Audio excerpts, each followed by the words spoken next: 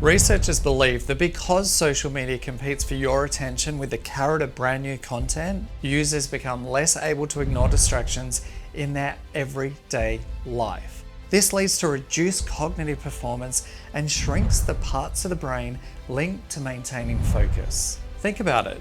Who's more likely to grow their business faster, make more money in less time, or get that promotion at work? The person that's unintentionally training their brain to be distracted and wasting hours on social media, or the person that can ruthlessly focus their attention on their work? What if you could break this pattern and rewire your brain for superhuman focus? How much more would you achieve within the next 90 days? In surveying 60,000 people when researching my book Unstoppable for Entrepreneur magazine, we discovered that 64% of people were constantly distracted by social media to varying degrees. This also coincided with higher rates of depression, fatigue, and a loss of focus. You see, there are 12 mistakes that people make on a daily basis that results in a loss of focus and motivation. Social media is just 1 out of 12, but a powerful one at that. Thankfully, I've got a free quiz for you below that will help you to identify all 12 mistakes so you leave no stone left unturned. But first, we need to look at how social media changes your brain and exhausts your mental resources. Then I've got 5 simple steps you can take to take back control of your most precious resource, your focus. The first step is to understand that your attention and focus is limited in both duration and capacity. It's crucial that you apply these cognitive resources in areas that have meaningful impact.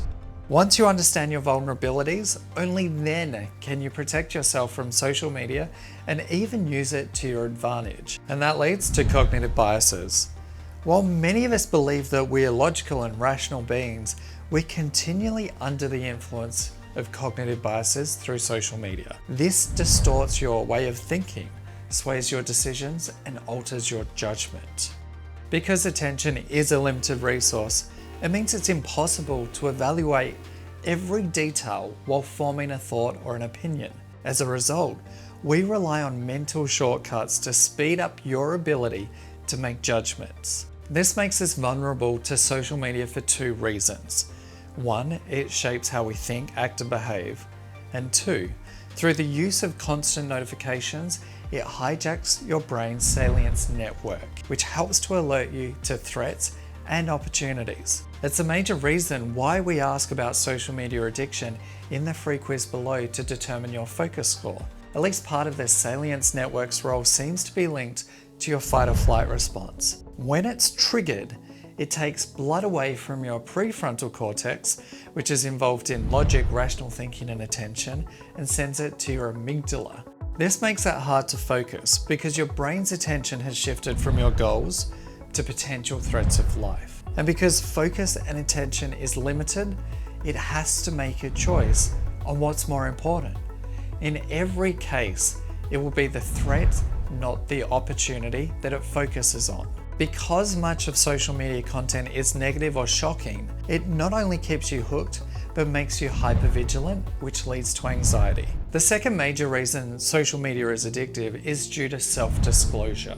According to a Harvard study, self-disclosure on social networking sites lights up the same part of the brain that also ignites when taking an addictive substance. When someone experiences something rewarding, neurons in the dopamine producing area of the brain are fired and increases dopamine levels, which leads to positive reinforcement of social media use. Reward centers of our brains are most active when we talk about ourselves. When we post a picture or comment and receive positive social feedback, it stimulates dopamine, thereby perpetuating the habit. What is that noise their friends make behind the camera? Yeah, they're... Yes. Yes. It's like a goat having an orgasm. Yes. This becomes problematic when it's used as a coping mechanism to alleviate stress from your everyday life. And because of the continuous rewards it offers, when someone's not getting it from anywhere else in their life, it reinforces the addiction. We must take a multi-pronged approach to help you retrain your brain to regain focus. And it's the last step that's the most important of all. The first step is to acknowledge that there's a problem. Ask yourself, do you feel the urge to use social media more and more? do you use it to distract yourself from real-world problems? Have you tried to reduce social media use but failed? Step 2 is to do a simple cost-benefit analysis. You can create a simple chart like this one where you identify the app, when you use it, observations, how it made you feel, and what it cost you. Step 3, increase friction. Log out all of your apps and take them off the home screen of your phone and put them in a folder you really have to search for to find. The next time you go to use the app, the extra effort will give you enough time to realize you're contributing to a behavior that's costing you more than just time. But you also have to be realistic. Start gradually. Limit social media to 1 hour per day for the first few weeks before you do this. Step 4, reduce friction to new habits. Think about what you would like to replace social media with.